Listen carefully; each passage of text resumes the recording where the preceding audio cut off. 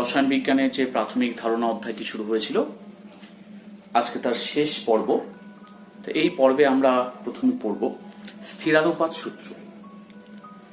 স্থিরানুপাত সূত্র কি, অর্থাৎ এই সূত্রের বক্তব্যটা কি, বিবৃতি কি।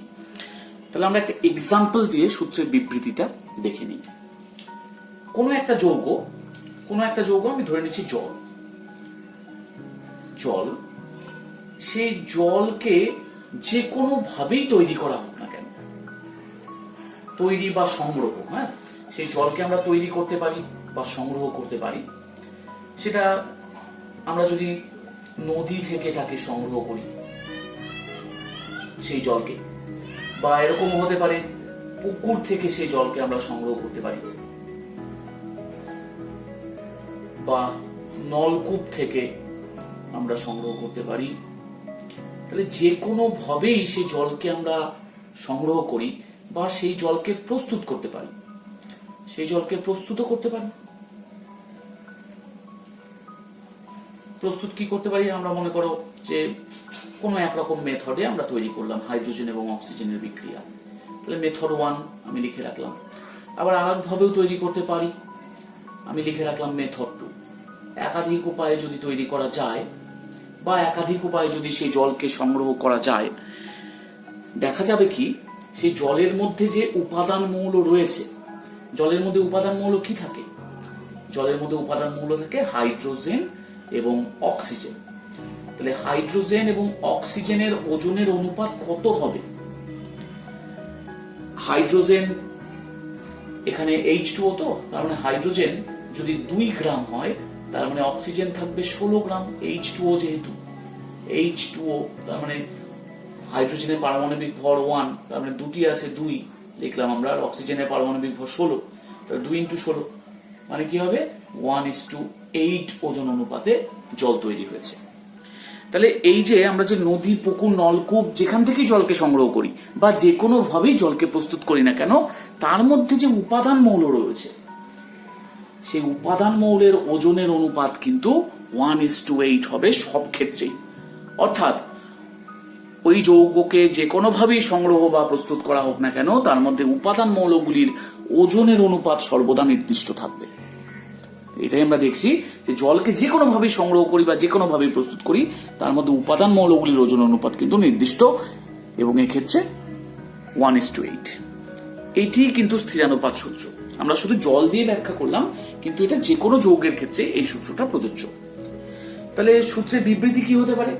কোন একটি নির্দিষ্ট যৌগকে যে কোনো ভাবেই সংগ্রহ বা প্রস্তুত করা হোক না কেন, সেই যৌগটির মধ্যে উপাদান মৌলগুলির ওজনের অনুপাত সর্বদা নির্দিষ্ট থাকবে। এটি স্থিরানুপাত সূত্র। স্থিরানুপাত সূত্রের কিছু সীমাবদ্ধতা রয়েছে। সেটা হচ্ছে যে যাদের স্থিরানুপাত সূত্রের এই প্রয়োগটা তাদের ক্ষেত্রে সম্ভব হয় না, যাদের আইসোটোপ আছে। তবে আমাদের প্রকৃতিতে অধিকাংশ মৌলই কিন্তু তাদের কিন্তু আইসোটোপ আছে। যেমন আমি একটা এক্সাম্পল দিই, জল, এই যে জলে অক্সিজেনের অনেক রকমের আইসোটোপ আছে। Oxygen 16, oxygen 17, oxygen 18। তাহলে আমি যে নদীর জল নিচ্ছি বা পুকুরের জল নিচ্ছি, এই যে নদী বা পুকুর যেখান থেকে জল নিই না কেন, তাতে যদি এই যে অক্সিজেনের যে আইসোটোপ রয়েছে তার সংযুতির যদি তারতম্য থাকে, অর্থাৎ কোথাও অক্সিজেন 16 বেশি পরিমাণে আছে, 17 সামান্য পরিমাণে আছে, অক্সিজেন 18 আইসোটোপটা নেই। মনে করো নদীর জলে অক্সিজেন 16 এটাই আছে 99.99%, আর অক্সিজেন 17 এটা আছে 0.01%, এবং অক্সিজেন 18 নেই, 0।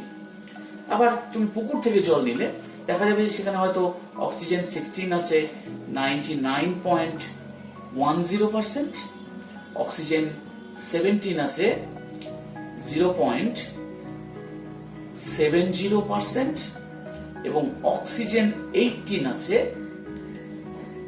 0.20%।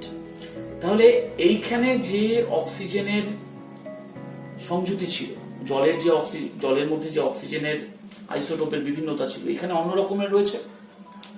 তাহলে দুই ক্ষেত্র থেকে প্রাপ্ত জলের মধ্যে হাইড্রোজেন এবং অক্সিজেনের ওজন অনুপাত নিশ্চয়ই স্থির থাকবে না, স্থির থাকতে পারে না। কারণ একটিতে অক্সিজেন আইসোটোপের পরিমাণ এবং তাদের সংযুতি যেমন রয়েছে, অপরটিতে কিন্তু নেই। তাহলে যেহেতু বিভিন্ন জলে বিভিন্ন রকমের আইসোটোপ রয়েছে এবং তাদের পরিমাণেরও তারতম্য রয়েছে, তাই বিভিন্ন উৎস থেকে সেই জলকে সংগ্রহ করলে সেই মৌলগুলির ওজন অনুপাত কিন্তু একই রকম হবে না, পার্থক্য হয়ে যাবে, সামান্য হলেও পার্থক্য ঘটবে। তাহলে আমরা দেখলাম যে একই যৌগ কিন্তু তার ক্ষেত্রে অনুপাত, মৌলগুলির অনুপাত কিন্তু স্থির থাকছে না। তো এই ব্যাপারটা যেখানে আইসোটোপ থাকবে সেখানেই প্রযোজ্য হবে। আমাদের বেশিরভাগ মৌলেরই কিন্তু আইসোটোপ রয়েছে, তাই বেশিরভাগ ক্ষেত্রেই হয়তো স্থিরানুপাত সূত্রটি সঠিকভাবে প্রয়োগ করা যাবে না। তাহলে এটা একটি সীমাবদ্ধতা, এটা 1 নম্বর সীমাবদ্ধতা দিলাম। এবার সীমাবদ্ধতা নাম্বার 2, কিছু কিছু যৌগ আছে যাদের পারমাণবিক সংযুতি পরিবর্তনশীল। কিরকম? যেমন কিউপ্রাস সালফাইড। কিউপ্রাস সালফাইডের সংকেত 1.7s থেকে কিন্তু Cu2s হতে পারে। তাহলে 1.7s থেকে Cu2s হতে পারে। তাহলে যেহেতু এদের সংকেত স্থির নেই, অর্থাৎ সংগঠক পরমাণুগুলির সংখ্যাটাই স্থির নেই, তাই তাদের ক্ষেত্রে কিন্তু স্থিরানুপাত সূত্র প্রয়োগ হবে না। অর্থাৎ এখানে যে কপার H2 সালফার, তার যে ওজন অনুপাত হবে, নিশ্চয়ই এই ক্ষেত্রে কপার এবং সালফারের ওজন অনুপাত আলাদা রকম হবে, একই রকম হবে না, হতে পারে না। তাহলে যে সমস্ত যৌগের রাসায়নিক সংযুতি পরিবর্তনশীল তাদের ক্ষেত্রেও কিন্তু স্থিরানুপাত সূত্র খাটবে না। এবার আমরা দেখব স্থিরানুপাত সূত্রের বিপরীত বক্তব্য। তাহলে স্থিরানুপাত সূত্রটা কি ছিল? স্থিরানুপাত সূত্রটা কিন্তু ছিল কোন যৌগ যাকে যে কোনো ভাবেই প্রস্তুত করা হোক না কেন, তার মধ্যে মৌলগুলির যে উপাদান মৌলগুলির যে ওজন অনুপাত, সেই ওজন অনুপাত স্থির, সর্বদা স্থির থাকবে, একই রকম থাকবে। কোন যৌগকে যে কোনো ভাবেই প্রস্তুত করা হোক না কেন, তার মধ্যে উপাদান মৌলের ওজন অনুপাত স্থির। এটা কি সূত্র? স্থিরানুপাত সূত্র। তাহলে বিপরীত বক্তব্য কি? বিপরীত বক্তব্য হচ্ছে কোন মৌলের ওজন অনুপাত যদি আমরা একই রকম রাখি, মৌলের ওজন অনুপাত যদি আমরা স্থির রাখি, তাহলে একটি মাত্র যৌগ পাওয়া যাবে। বিপরীত বক্তব্যটা তাহলে আমরা দেখি যে ওজন অনুপাত যদি স্থির রাখি, তাহলে একটি মাত্র যৌগ পাবো, এটাই আমাদের বিপরীত বক্তব্য। তাহলে এই বক্তব্যটা কি ঠিক? এই বক্তব্যটা কি সঠিক বক্তব্য নাকি সঠিক নয়?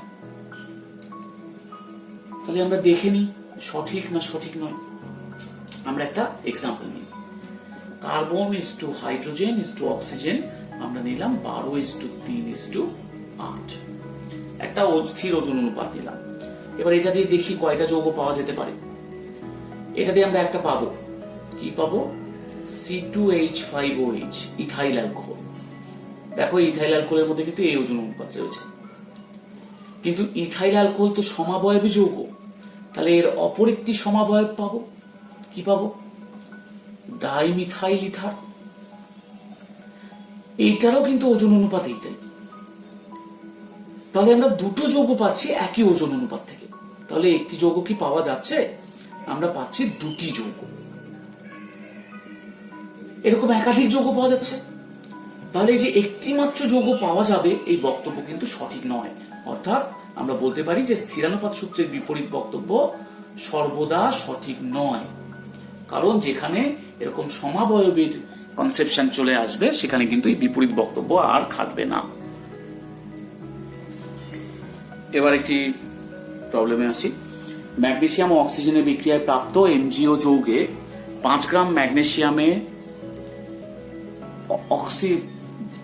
যৌগের 5 গ্রামে ম্যাগনেসিয়ামের পরিমাণ 3 গ্রাম। আবার MgCO3 কে উত্তপ্ত করে প্রাপ্ত MgO যৌগের 8.5 গ্রামে ম্যাগনেসিয়ামের পরিমাণ 5.1 গ্রাম। দেখাও যে ফলাফলগুলি স্থিরানুপাত সূত্র সম্মত। তার মানে আমরা যে প্রথম প্রক্রিয়াতে যে MgO পেয়েছি, হ্যাঁ, এটা হচ্ছে ফার্স্ট মেথডে যে আমরা MgO পেলাম, সেই MgO তে ম্যাগনেসিয়াম এবং অক্সিজেনের অনুপাত কত হবে সেটা আগে বের করে নিই। তাহলে এখানে 5 গ্রাম ম্যাগনেসিয়ামে 5 গ্রাম MgO তে ম্যাগনেসিয়াম আছে 3 গ্রাম। তার মানে ম্যাগনেসিয়াম 3 গ্রাম, তাহলে অক্সিজেন কত আছে? অক্সিজেন আছে 5 থেকে 3 বাদ দিলে অক্সিজেন থাকবে 2 গ্রাম। তাহলে আমরা কি পাবো? Mg/O 3:2। এবার আমরা যে সেকেন্ড মেথডে তৈরি করেছিলাম MgCO3 থেকে, তাহলে সেই সেকেন্ড মেথডে আমরা দেখে নিই আমরা যে MgOটা পাচ্ছি তাতে ম্যাগনেসিয়াম আর অক্সিজেনের পরিমাণ কত। তাতে ম্যাগনেসিয়াম বলে দেওয়া আছে 5.1 গ্রাম। তাহলে অক্সিজেন কত আছে? 8.5 থেকে 5.1 বাদ দিব, তাহলে এটা হবে 3.4 গ্রাম। তাহলে অনুপাতটা কত হবে? Mg/O এটা হবে 5.1:3.4। দুই দিক থেকে পয়েন্ট তুলে দিলাম, মানে 51:34। 17 দিয়ে ভাগ করলে হবে 3 17 51, 17 দুগুণ 34।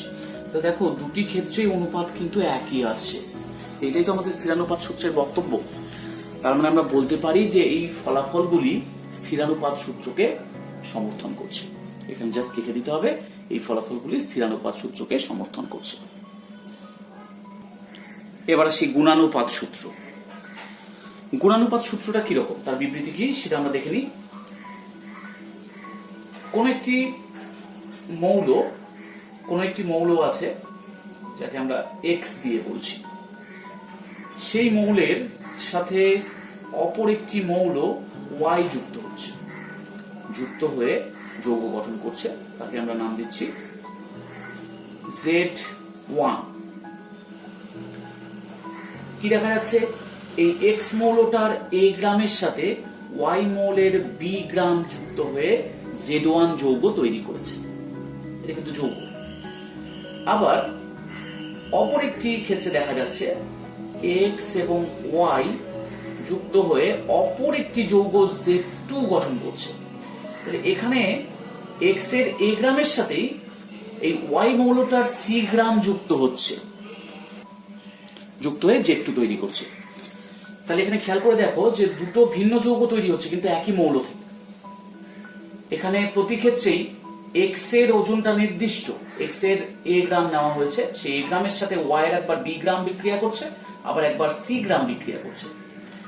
তাহলে X এর নির্দিষ্ট ওজনের সাথে অপর যে মৌলটি, তার যে ভিন্ন ভিন্ন ওজন যুক্ত হয়ে ভিন্ন ভিন্ন যৌগ তৈরি করছে, সেই ওজনগুলির অনুপাত অর্থাৎ B/C, এইটা হবে পূর্ণ সংখ্যার সরল অনুপাত।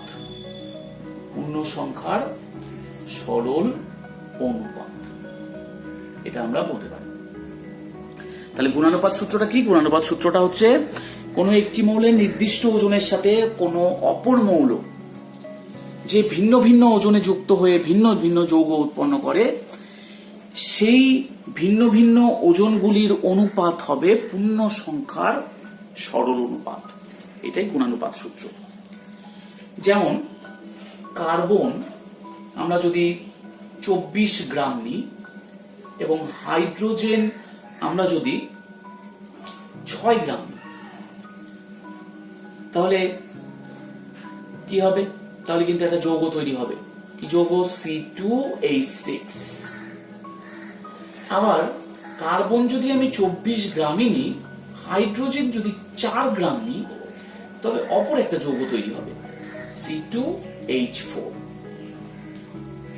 আবার কার্বন যদি একই ওজন রেখে হাইড্রোজেন যদি আমি 2 গ্রাম নিই, তাহলে যৌগ হবে C2H2। তাহলে ভিন্ন ভিন্ন যৌগ তৈরি হয়েছে। প্রতি ক্ষেত্রে কার্বনের ওজনটা নির্দিষ্ট 24 গ্রাম, হাইড্রোজেন ভিন্ন ভিন্ন ওজনে যুক্ত হয়েছে। তাহলে এই যে হাইড্রোজেনের যে ভিন্ন ভিন্ন ওজন, সেই ওজনগুলির অনুপাত কত? সেই ওজনগুলির অনুপাত হবে 6:4:2, 3:2:1। তার মানে এটা দেখা যাচ্ছে যে এটা পূর্ণ সংখ্যার সরল অনুপাত, অর্থাৎ এই যৌগটির গঠন, এই যৌগগুলির গঠনটাও কিন্তু গুণানুপাত সূত্রকে সমর্থন করছে। এটাই আমাদের গুণানুপাত সূত্রের বিবৃতি এবং এটাই তার ব্যাখ্যা। এবার আমরা একটি প্রবলেমে আসি।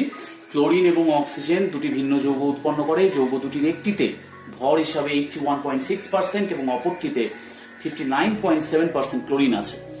এই ফলাফল কোন রাসায়নিক সূত্রকে সমর্থন করে? তাহলে এটা আমরা দেখি যে কি হচ্ছে। তাহলে প্রথম যৌগ, ফার্স্ট কম্পাউন্ড আমরা লিখলাম, বা প্রথম যৌগ,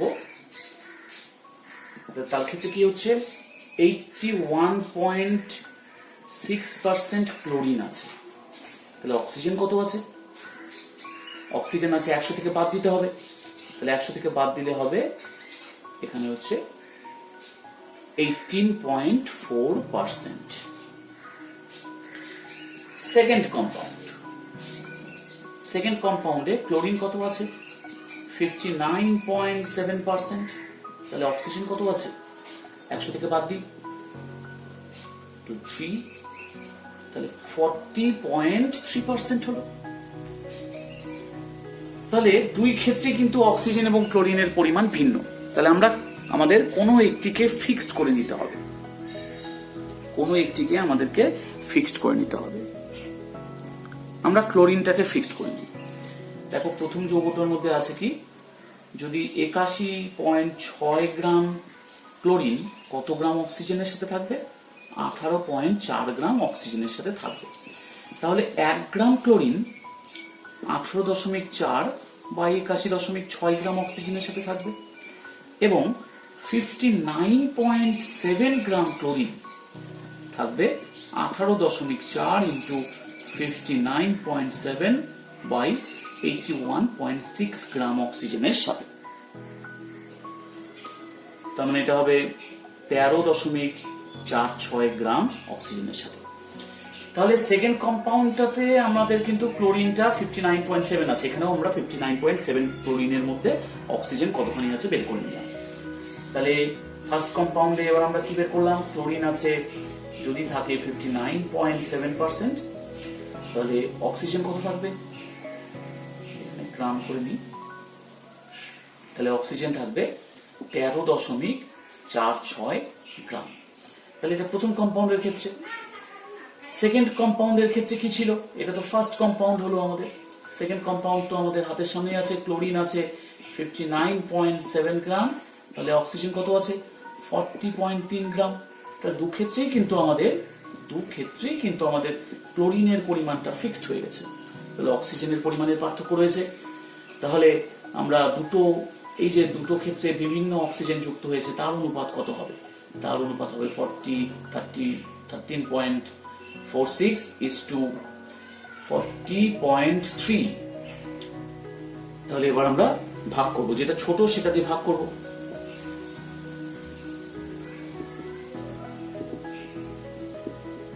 ডিভাইডেড বাই 13.46, তাহলে এটা হবে 1:2। পরেরটা এসছে 2.99, মানে আমরা 3 লিখতে পারি। তার মানে এটা কি আসলো? এটা কিন্তু পূর্ণ সংখ্যার সরল অনুপাত আসলো, পূর্ণ সংখ্যার সরল অনুপাত। তাহলে এটা কোন সূত্রকে সমর্থন করছে? এটা গুণানুপাত সূত্রকে সমর্থন করে। এটা কিন্তু গুণানুপাত সূত্রকেই সমর্থন করছে। তাহলে এরকম টাইপের প্রশ্ন আসতে পারে। এবার আমরা পরবর্তী সমস্যায় আসি। এম ধাতুর দুটি অক্সাইডকে শুষ্ক হাইড্রোজেন প্রবাহে উত্তপ্ত করার ফলে প্রথম অক্সাইডের 0.795 গ্রাম থেকে 0.18 গ্রাম জল এবং দ্বিতীয় অক্সাইডের 2.86 গ্রাম থেকে 0.36 গ্রাম জল উৎপন্ন হলো। দেখাও যে প্রদত্ত তথ্য গুণানুপাত সূত্র সম্মত। তাহলে এই যে জল উৎপন্ন হচ্ছে, যে জল উৎপন্ন হতে কি লাগে? হাইড্রোজেন এবং অক্সিজেন। হাইড্রোজেন বাইরে থেকে সাপ্লাই করা হচ্ছে। তাহলে অক্সিজেন কোথা থেকে আসছে? অক্সিজেন আসছে এই অক্সাইড থেকে। তাহলে অক্সাইডের মধ্যে যদি আমরা অক্সিজেনটা কতখানি আছে বের করতে পারি, তাহলে কিন্তু আমরা এম ধাতুটা কত পরিমাণে আছে সেটা বের করে ফেলতে পারবো। তাহলে কি করে এটা অঙ্কটা করা যাবে? তাহলে এখানে দেওয়া আছে 0.18 গ্রাম জল, এটাকে নিয়ে আমরা আগে কাজ করব। আমরা জানি 18 গ্রাম জলে থাকে কত গ্রাম অক্সিজেন? 16 গ্রাম অক্সিজেন। তাহলে 1 গ্রাম জলে থাকে 16/18 গ্রাম অক্সিজেন এবং 0.18 গ্রাম জলে থাকে 16 × 0.18/18 এত গ্রাম, এটা হবে 0.16 গ্রাম অক্সিজেন। তাহলে প্রথম অক্সাইডে আছে অক্সিজেন 0.16। তাহলে ফার্স্ট অক্সাইডে আমরা কি পাচ্ছি? অক্সিজেন আছে 0.16 গ্রাম। তাহলে এম কত আছে? আমাদের বলেছিল কিন্তু 0.795 অক্সাইড ছিল। তাহলে আমরা 0.795 এইখান থেকে 0.16 বাদ দেব। তাহলে 5, 3, 8 এত গ্রাম থাকবে। তাহলে এম আছে অত গ্রাম। এবার আমরা দ্বিতীয় অক্সাইডটা দেখে নিই। দ্বিতীয় অক্সাইডে কি বলেছে? এত গ্রাম থেকে এত গ্রাম পাওয়া যাচ্ছে। তাহলে আবার একইভাবে লিখবো, 18 গ্রাম জলে থাকে 16 গ্রাম অক্সিজেন। তাহলে একে কত? 16/18। আর এখানে আছে 0.36 গ্রাম। এখানে কত হবে? 16 × 0.36/18। তার মানে এটা হবে 0.32 গ্রাম। তাহলে আমাদের সেকেন্ড অক্সাইডের ক্ষেত্রেও আমরা ভ্যালু পেয়ে গেলাম। অক্সিজেন কত আছে? 0.32 গ্রাম। তাহলে এম কত আছে? এত গ্রাম অক্সাইড ছিল, তাহলে 2.86 থেকে আমাকে 0.32 বাদ দিতে হবে। তাহলে এখানে থাকবে 4, 5, 2.54 গ্রাম। তাহলে আমি একটা কাজ করি, এখানে আছে আমাদের তো দুটো অন্তত সমান করতে হবে। তো তাহলে এখানে আছে 0.16 গ্রাম, এখানে আছে 0.32। আমি এটাকে 2 দিয়ে ভাগ করে দিই। তাহলে 2 দিয়ে ভাগ করলে কত হবে? 0.16 গ্রাম অক্সিজেন হবে। তাহলে একেও আমাকে 2 দিয়ে ভাগ করতে হবে তো, কারণ অক্সিজেন যদি অর্ধেক করে দিই এটাকেও অর্ধেক করতে হবে। তাহলে 1.27 গ্রাম। তাহলে এবার দেখো, দ্বিতীয় অক্সাইডের ক্ষেত্রেও যা অক্সিজেন আছে, প্রথম অক্সাইডের ক্ষেত্রেও তাই অক্সিজেন আছে। তাহলে এই যে ধাতুর যে পরিমাণ, তাদের অনুপাত বের করতে হবে। তাহলে আমরা বের করব 0.835 = 1.27, এই অনুপাতটা আমরা করব। তাহলে আমরা আগে যেটা ছোট সেটা দিয়ে দুটোকে ভাগ করে দেবো। তার মানে এখানে 0.835 সবচেয়ে ছোট, তাহলে এটাকে এটা দিয়ে ভাগ করলে 1 হবে, এবং 1.27 কে এই সংখ্যা দিয়ে ভাগ করলে 1.5 হবে। তাহলে আমি এবার যদি দুটোকে যদি 2 দিয়ে গুণ করে দিই তাহলে 2:3 হবে। তাহলে এটা কি হলো? এটা কিন্তু পূর্ণ সংখ্যার সরল অনুপাত, অর্থাৎ এটা গুণানুপাত সূত্রকে সমর্থন করছে। এবার আসি মিথুনুপাত সূত্র। মিথুনুপাত সূত্রের আবিষ্কারকর্তা রিক্টার। এটি 1792 সালে আবিষ্কার করেন। তাহলে মিথুনুপাত সূত্রটা কি সেটা আমরা একটু দেখে নিই। যে কোন একটা মৌল আছে X, সেই মৌলটা অপর একটি মৌল Y তার সাথে যুক্ত হয়ে যৌগ গঠন করছে। তাহলে X এর A গ্রাম, মনে করি Y এর 3 গ্রামের সাথে বিক্রিয়া করছে, করে যৌগ গঠন করছে। আবার X অপর একটি মৌল Z তার 5 গ্রামের সাথে বিক্রিয়া করে যৌগ গঠন করছে। তাহলে একটা X এর A গ্রাম ওয়াই এর 3 গ্রামের সাথে বিক্রিয়া করে এক ধরনের যৌগ করছে, আবার এক্স এর ওই এ গ্রামই জেড এর এ গ্রামের সাথে জেড এর 5 গ্রামের সাথে বিক্রিয়া করে যৌগ গঠন করছে। এবার যদি এরকম হয় যে এক্স এবং ওয়াই এবং জেড, এবার যদি এরকম হয় যে ওয়াই এবং জেড পরস্পর তারা নিজেদের মধ্যে বিক্রিয়া করে যৌগ গঠন করতে পারবে, ওয়াই এবং জেড পরস্পর তারা নিজেদের মধ্যে বিক্রিয়া করে যৌগ গঠন করে, যদি করে তাহলে দেখা যাবে ওয়াই আর জেড এর ওজন অনুপাতটা হবে 3:5 বা 3m:5n। এখানে m আর n কি? m আর n হচ্ছে পূর্ণ সংখ্যা, যে কোনো পূর্ণ সংখ্যা। তাহলে হয় তারা ওই ওজন অনুপাতে যুক্ত হবে, নয়তো তার কোনো গুণিতক উপগুণিতকে যুক্ত হবে। এইটাই মিথুনুপাত সূত্র। এবার আমরা একটা এক্সাম্পল নিই। মনে করি হাইড্রোজেন তার 1 গ্রাম কার্বনের সাথে বিক্রিয়া করছে, সেক্ষেত্রে কার্বনের 3 গ্রামের সাথে বিক্রিয়া করছে, করে যৌগ গঠন করছে। আবার হাইড্রোজেন অক্সিজেনের 8 গ্রামের সাথে বিক্রিয়া করে কোনো যৌগ গঠন করছে। যদি এরকম সম্ভব হয় যে কার্বন এবং অক্সিজেন বিক্রিয়া করে যৌগ গঠন করবে, তাহলে তারা কি অনুপাতে করবে? তাহলে তারা করবে হয় 3:8 অনুপাতে, অথবা 3m:8n অনুপাতে, যেখানে m এবং n পূর্ণ সংখ্যা। হয় তারা 3:8 অনুপাতে করবে, নয়তো তারা অন্য কোনো গুণিতকে বা উপগুণিতকে বিক্রিয়া করে যৌগ গঠন করবে। তাহলে আমরা জানি যে কার্বন এবং অক্সিজেন বিক্রিয়া করে কার্বন ডাই অক্সাইড করতে পারে। তাহলে দেখে নিই কার্বন ডাই অক্সাইডের মধ্যে কি অনুপাত থাকে। কার্বনের সেক্ষেত্রে কার্বন আর অক্সিজেনের অনুপাত হয় 12:16 মানে 3:8। তাহলে এই অনুপাত থাকছে। কার্বন মনোক্সাইডও তৈরি হয় কার্বন এবং অক্সিজেন বিক্রিয়া করে, তাহলে তাতে অনুপাত কত? তাতে অনুপাত 12:16। 12:16 মানে কত হচ্ছে? 6:8, তার মানে 3:4।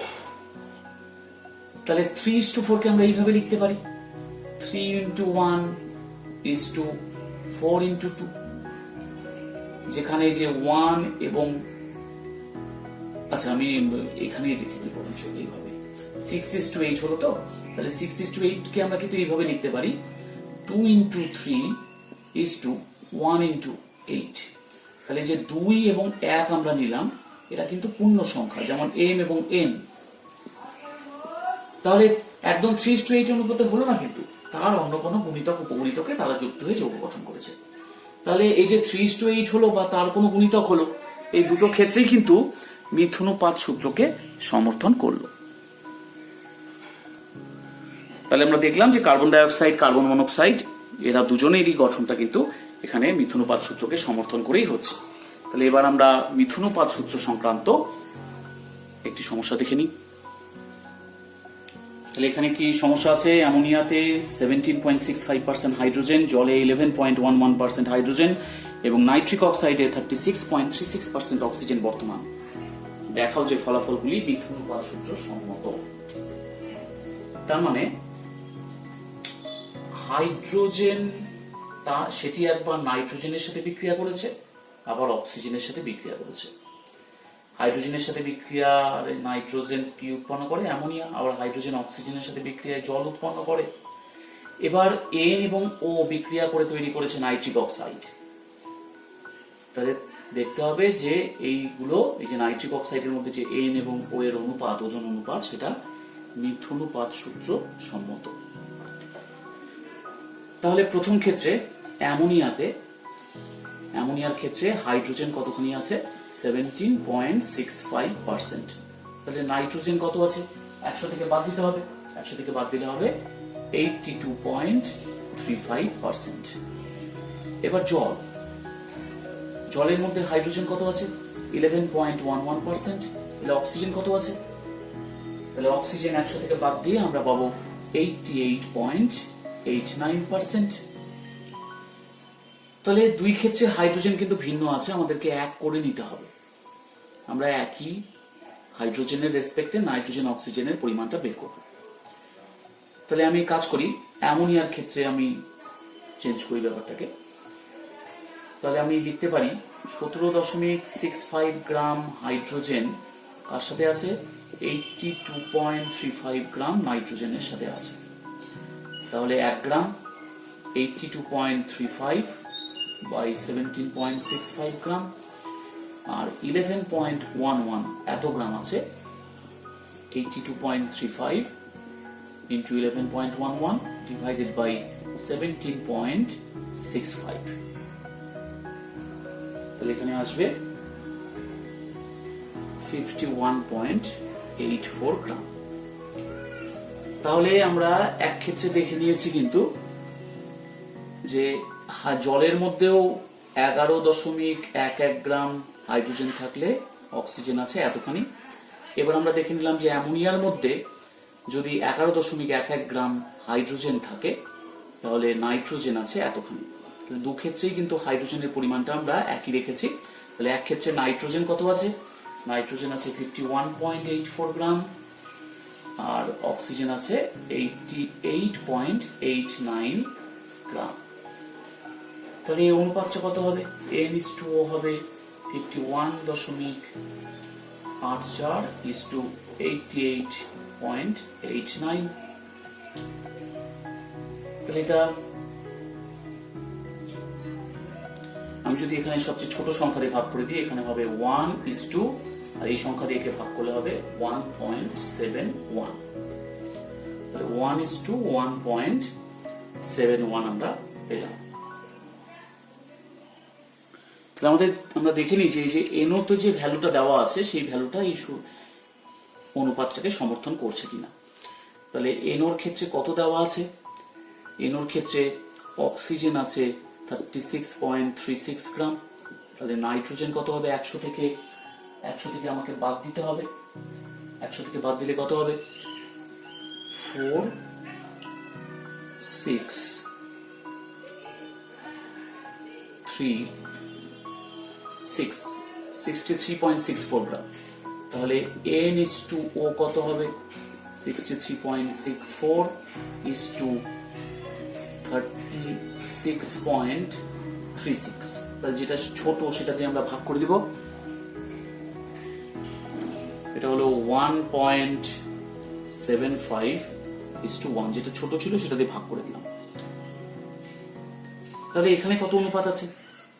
আমরা যদি সামনে 1 রাখি তাহলে 1 কে আমরা 1.75 দিয়ে ভাগ করব। তাহলে কত হচ্ছে? এটা হচ্ছে 1:0.57। তাহলে দেখি যে এই অনুপাতটাকে এরকম করে লেখা যায় কিনা। 1:1 is to 0.57 into 3। তাহলে কিন্তু এই অনুপাত আসবে। তার মানে আমরা বলতেই পারি এখানে যেহেতু এই যে 1 এবং 3 দিয়ে আমরা গুণ করেছি, এটা পূর্ণ সংখ্যা, তাহলে আমি বলতে পারি যে এই ফলাফলগুলি কিন্তু মিথ্যানুপাত সূত্র সম্মত। কারণ এই অনুপাতকে দুটো পূর্ণ সংখ্যা দিয়ে গুণ করলে এই অনুপাত আসছে, অর্থাৎ এই অনুপাতের কোন গুণিতকে আসছে এটা। তাই ফলাফলগুলি আমরা বলতে পারি যে এটা মিথ্যানুপাত সূত্র সম্মত। এবার আমরা আসি পারমাণবিক ভর একক AMU, সংক্ষেপে যাকে AMU বলে, অ্যাটমিক মাস ইউনিট, সংক্ষেপে AMU বলে, বা ইউ। এখন কিন্তু AMU এর পরিবর্তে ইউ এই চিহ্নটি বেশি ব্যবহার করা হয় পারমাণবিক ভর এককের ক্ষেত্রে। তাহলে AMU বা ইউ কি? AMU বা ইউ কি? 1 AMU equals to একটি C12 পরমাণুর যে ভর হবে তার 1/12 অংশকে বলা হবে 1 এমইউ। তাহলে এটা গ্রাম এককে করব, একটি C12 পরমাণুর ভর গ্রাম এককে বের করব, তাকে 1/12 দিয়ে গুণ করলে আমরা পাবো 1 এমইউ। তাহলে একটি C12 পরমাণুর ভর কত? আমরা জানি যে 6.022 into 10 to the power 23 এতটি C12 পরমাণুর ভর 12 গ্রাম। তাহলে একটি C12 পরমাণুর ভর 12/6.022 into 10 to the power 23, তাহলে এত গ্রাম হলো। তাহলে আমরা একটি C12 পরমাণুর ভর কিন্তু পেয়ে গেলাম। তাহলে অতএব 1 এমইউ কত হবে?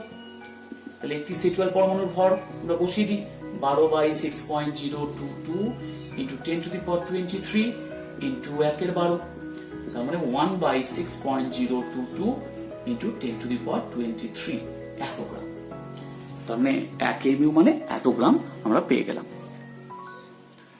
এবার আমরা দেখে নিই একটি N14 পরমাণুর ভর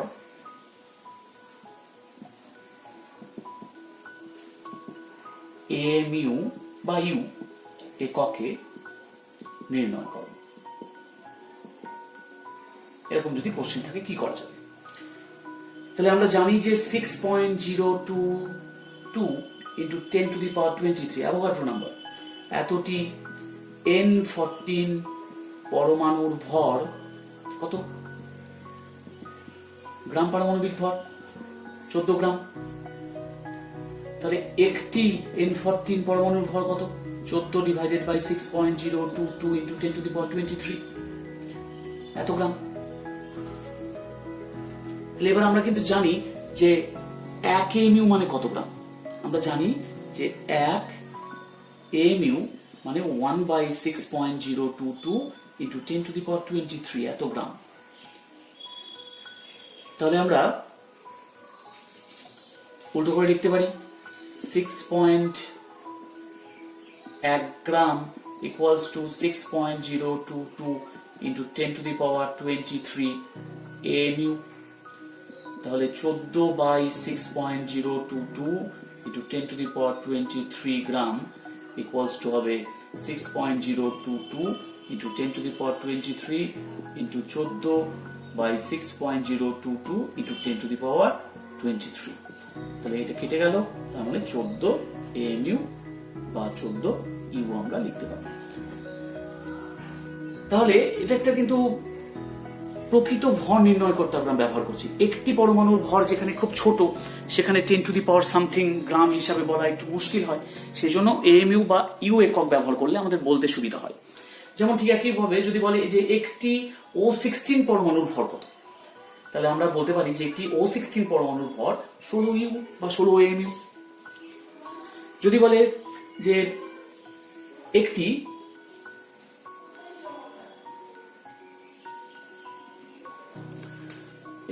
S32 পরমাণুর ভর কত, তাহলে আমরা এএমইউ এককে বলতে পারি 32 ইউ বা 32 এএমইউ। তাহলে এএমইউ এককে আমরা কিন্তু পরমাণুর ভরগুলি, প্রতিটি পরমাণুর ভর খুব ছোট ভাবে বলতে পারি, তাতে আমাদের যেহেতু বড় কোনো পাওয়ার আসছে না, যেমন 10 to the power minus something হতো, এত বড় পাওয়ার আসলে পরে বলাও মুশকিল হয়, মনে রাখাও মুশকিল হয়, তো সেই জন্য আমরা এএমইউ বা ইউ একক ব্যবহার করে থাকি। স্থূল সংকেত কি? কোন যৌগের অণুতে উপস্থিত উপাদান মৌলগুলির পরমাণুর সংখ্যাকে লঘিষ্ঠ পূর্ণ সংখ্যার অনুপাতে প্রকাশ করলে যৌগটির যে সরলতম সংকেত পাওয়া যায় সেটি ওই যৌগের স্থূল সংকেত। যদিও এই কথাটি কিন্তু পরিপূর্ণভাবে বোঝা গেল না যে কি বলা হচ্ছে স্থূল সংকেত বলতে। তাহলে আমরা একটা এক্সাম্পল নিয়ে দেখি।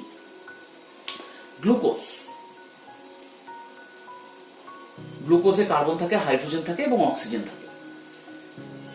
গ্লুকোজের সংকেত, আণবিক সংকেত কিন্তু C6H12O6, এটা আণবিক সংকেত। কিন্তু স্থূল সংকেত কি হবে?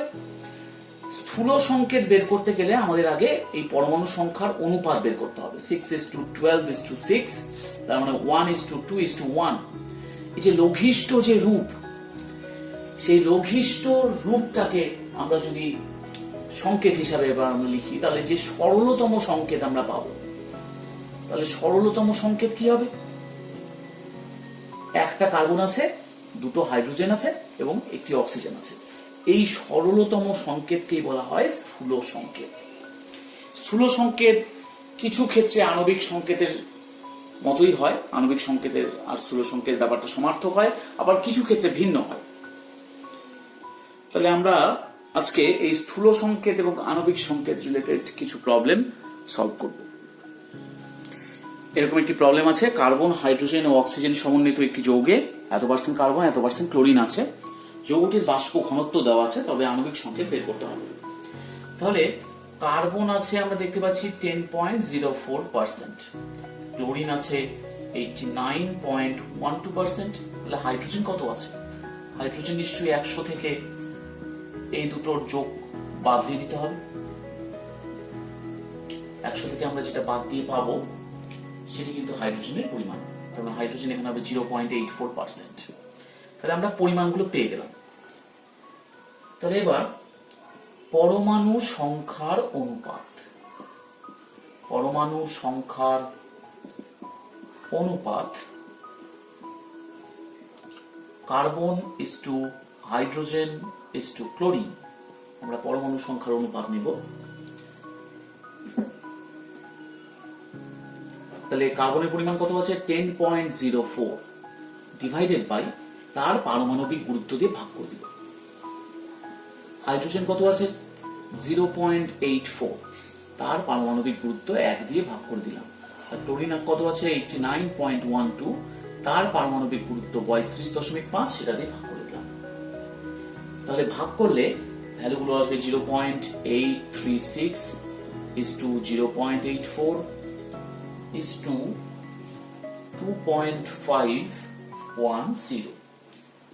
তাহলে এটাকে আমরা 0.84, এটাও 0.84, তার মানে যেখানে সবচেয়ে ছোট যে সংখ্যাটা আছে এদের মধ্যে, এই ভগ্নাংশগুলির মধ্যে সবচেয়ে ছোট যেটি আছে সেটিতে সবগুলিকে ভাগ করে দেব। তাহলে এখানে 0.836 মানে 0.84, তাহলে 0.84 সবচেয়ে ছোট, সেটা দিয়ে ভাগ করে দিলাম। তার মানে 1:1, এখানে পূর্ণ সংখ্যায় কিন্তু আসতে হবে। এখানে আসবে পূর্ণ সংখ্যা নিলে পরে আসবে 3। সবসময় কিন্তু পরমাণু সংখ্যার অনুপাত যেন পূর্ণ সংখ্যা হয়, এটা সবসময় পূর্ণ সংখ্যা আমরা নিব, সেটা কিন্তু মাথায় রাখতে হবে।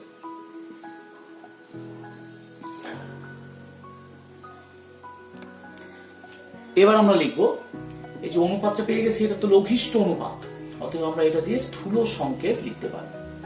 অতএব স্থূল সংকেত কি হবে? CHCl3। আমরা আণবিক সংকেতটা ধরে নিচ্ছি, ধরি আণবিক সংকেত। তাহলে কি হবে?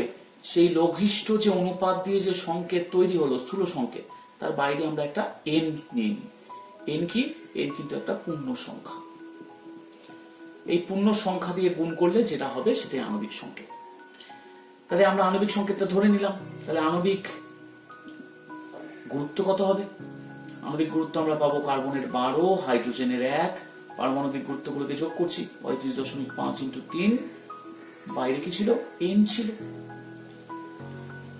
তাহলে যোগ করলে হবে 119.5 n। এটা আণবিক গুরুত্ব। আমাদের বাষ্প ঘনত্ব কিন্তু দেওয়া আছে, তাহলে আমরা জানি m = 2d হয়। তাহলে 2 × 59.75 গুণ করলে 119.5 হবে। তাহলে এটাও আণবিক গুরুত্ব, এটিও আণবিক গুরুত্ব। তাহলে আমরা লিখতে পারি যে 119.5 n = 119.5। তাহলে n এর মান কত? n এর মান আসবে 1। তাহলে 1 যদি হয় তাহলে আমরা লিখতে পারি আণবিক সংকেত, আণবিক সংকেত কি হবে? CHCl3, বাইরে 1 থাকলো, বাইরে 1 থাকা মানে একই হবে। অর্থাৎ এক্ষেত্রে কিন্তু স্থূল সংকেত আর আণবিক সংকেত একই চলে আসলো। তো যাই হোক, এটাই আমাদের অ্যান্সার। এবার আমরা পরের প্রবলেমে চলে আসি।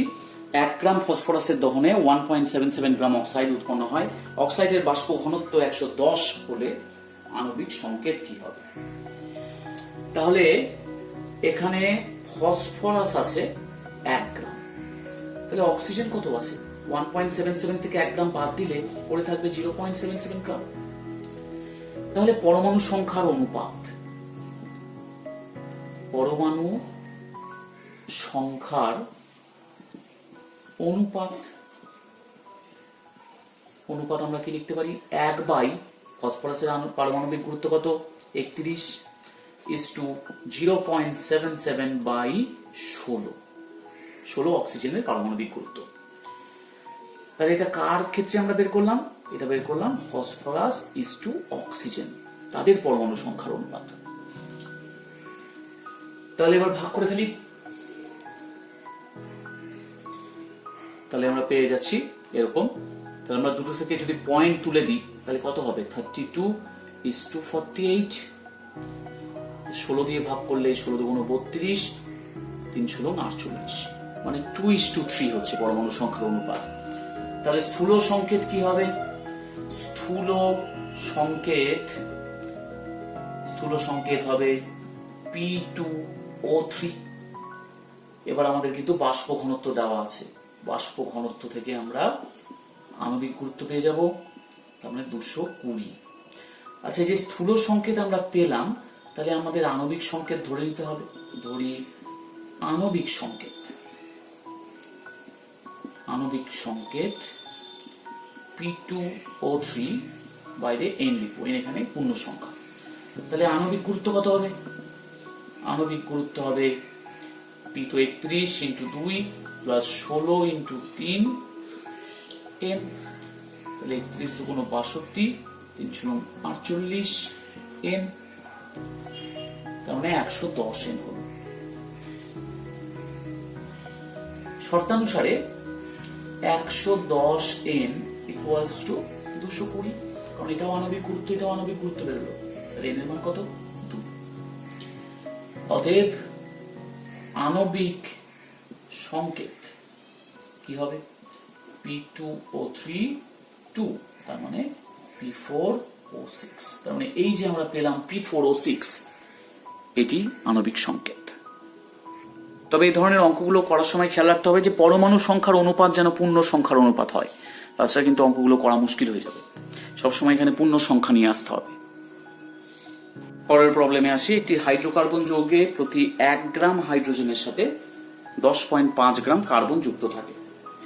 127 ডিগ্রি সেলসিয়াস উষ্ণতা ও 1 atm চাপে হাইড্রোকার্বনটির 1 লিটার বাষ্পের ভর 2.8 গ্রাম। যৌগটির আণবিক সংকেত নির্ণয় করো। তাহলে আমাদের এখানে কার্বন আছে 10.5 গ্রাম আর হাইড্রোজেন আছে 1 গ্রাম। তাহলে পরমাণু সংখ্যার অনুপাত কি হবে? কার্বন ইস টু হাইড্রোজেন হবে 10.5 বাই 12, পারমাণবিক গুরুত্ব দিয়ে ভাগ করলাম 1/1। তাহলে 10.5 বাই 12 কত হবে? 0.875 is to 1।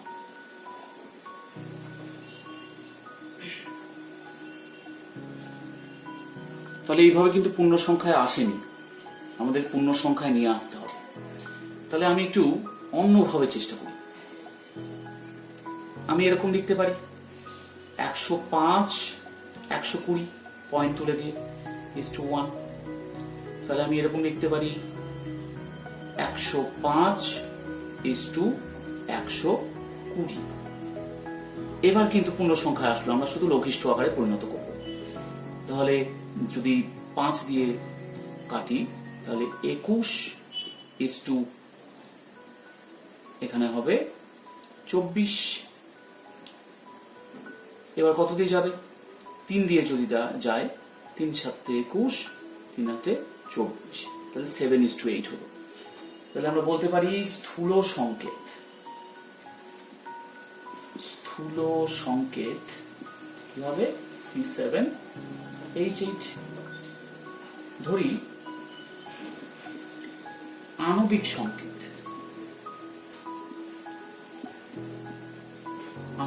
আমরা এরকম লিখবো C7H8 হলেন n, এখানে পূর্ণ সংখ্যা। অতএব আণবিক গুরুত্ব কত হবে? আণবিক গুরুত্ব হবে 12 into 7 plus 1 into 8 n।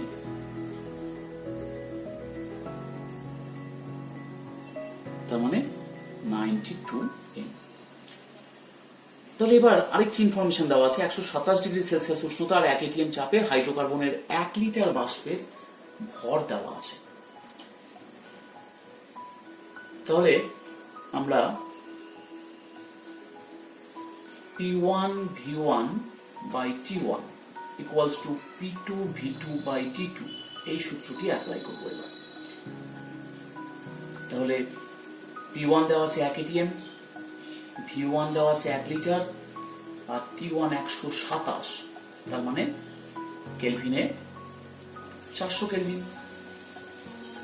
P2 V2 T2 কে আমি স্ট্যান্ডার্ড কন্ডিশনে রাখবো। P2 1 atm, V2 মান বের করব, T2 কত হয় 0 ডিগ্রি সেলসিয়াস উষ্ণতা, তার মানে 273 কেলভিন। তাহলে V2 এর মান কত আসবে? V2 এর মান আসবে 0.6825 লিটার। এইবার আমরা লিখব যে এসটিপিতে 22.4 লিটার এর ভর, সরি এখানে আমাদের দেওয়া আছে 1 লিটারের ভর দেওয়া ছিল, 1 লিটার মানে এসটিপিতে এত হলো, তাহলে আমি লিখতে পারি 0.6825 লিটার এর ভর 2.8 গ্রাম। তাহলে আমরা একে কত সেটা বের করব এবং 22.4 লিটারের ভর কত সেটা বের করব।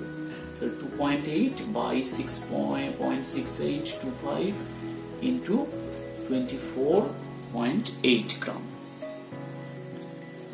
এটা হলো 91.9 গ্রাম।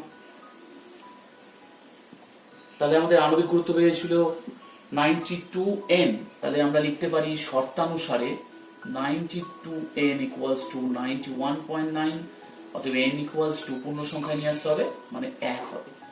তাহলে n এর মান যদি 1 হয় তাহলে আণবিক সংকেত কি হবে?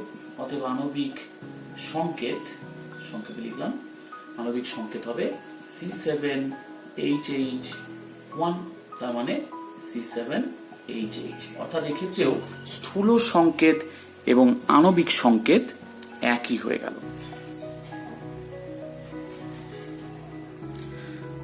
তাহলে ক্লাস 11 এর এই অধ্যায়টি এখানে শেষ হলো। তোমরা এই অধ্যায় থেকে প্রচুর অঙ্ক প্র্যাকটিস করো, যে অঙ্কগুলো পরীক্ষায় আসার মতো। এখান থেকে পরীক্ষাতে কিন্তু অঙ্ক থাকে, এবং এই চ্যাপ্টারের কনসেপশন ভালো না হলে, অঙ্কগুলো ভালো করে করতে না পারলে কেমিস্ট্রির বিভিন্ন প্রবলেমের ক্ষেত্রে কিন্তু সমস্যা থেকেই যাবে। তাই মোল, আণবিক সংকেত, স্থূল সংকেত, অ্যাভোগাড্রো সংখ্যা, মোলার আয়তন, এগুলো সম্পর্কে একদম কমপ্লিট কনসেপশন লাগবে, যাতে এই জিনিসগুলো যদি করতে পারো, এই কনসেপশন যদি কমপ্লিট হয় তবেই অঙ্কগুলো সলভ করতে পারবে, এবং অঙ্ক সলভ করলেই কিন্তু কনফিডেন্স আসবে, যে কনফিডেন্সগুলো পরবর্তী চ্যাপ্টারের ক্ষেত্রে কাজে লাগবে। তাহলে তোমরা ভালো করে প্র্যাকটিস করো, আমার ভিডিওগুলো দেখো, এবং তোমাদের যে পাঠ্য বই রয়েছে সেই বইয়ের অনুশীলনীর অঙ্কগুলি প্র্যাকটিস করো। ঠিক আছে, আজকে এইটুকুই। Thank you.